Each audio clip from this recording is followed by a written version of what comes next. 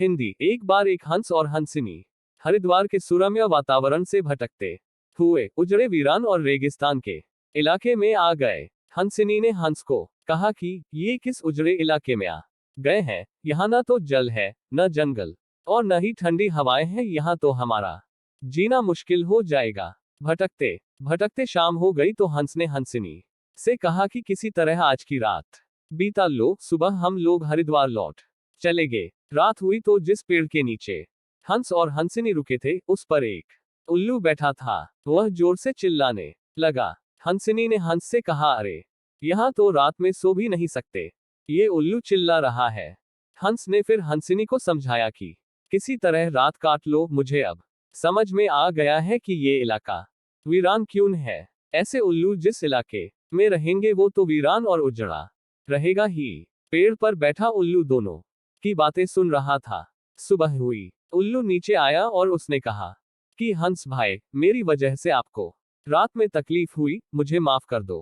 हंस ने कहा, कोई बात नहीं भैया, आपका धन्यवाद। यह कहकर जैसे ही हंस अपनी हंसिनी को लेकर आगे बढ़ा, पीछे से उल्लू चिल्लाया, अरे हंस, मेरी पत्नी को लेकर कहाँ जा रहे हो? हंस चौंका। उसने कहा, आपकी पत्नी? अरे भाई, यह हंसिनी है, मेरी पत्नी है, मेरे साथ आई थी, मेरे साथ जा रही है। उल्लू ने कहा, खामोश रहो, ये मेरी पत्नी है।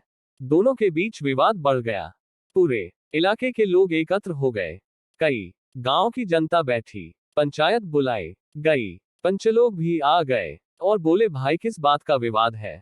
लोगों ने बताया कि उल्लू कह रहा है कि हंसिनी उसकी पत्नी है और हंस कह रहा है कि हंसिनी उसकी पत्नी है।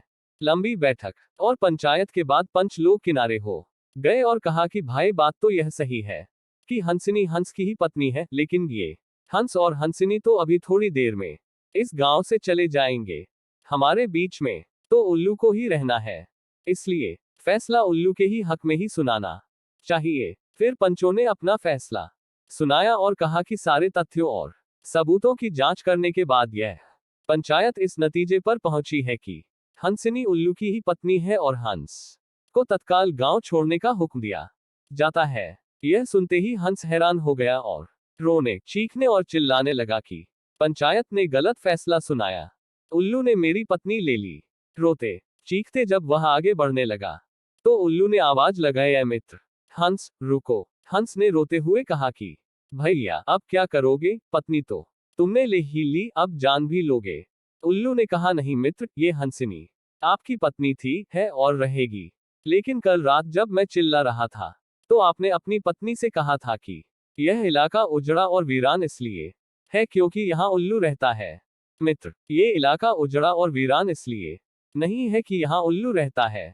यह इलाका उजड़ा और वीरान इसलिए है क्योंकि यहाँ पर ऐसे पंच रहते हैं जो उल्लुओं के हक में फैसला सुनाते हैं। शायद 65 साल की आजादी के बाद भी हमारे देश की दुर्दशा का मूल कारण यही है कि हमने उम्मीदवार की योग्यता न देखते हुए हमेशा ये हमारी जाति का है, ये हमारी पार्टी का है के आधार पर अपना फैसला उल्लुओं के ही पक्ष में सुनाया है। देश की बदहाली और दुर्दशा के लिए कहीं न कहीं हम भी जिम्मेदार है। नोट, आपको ये पोस्ट कैसी लगी? कमेंट्स बॉक्स में जरूर लिखें और शेयर करें। धन्यवाद। राम मिलन कहानी।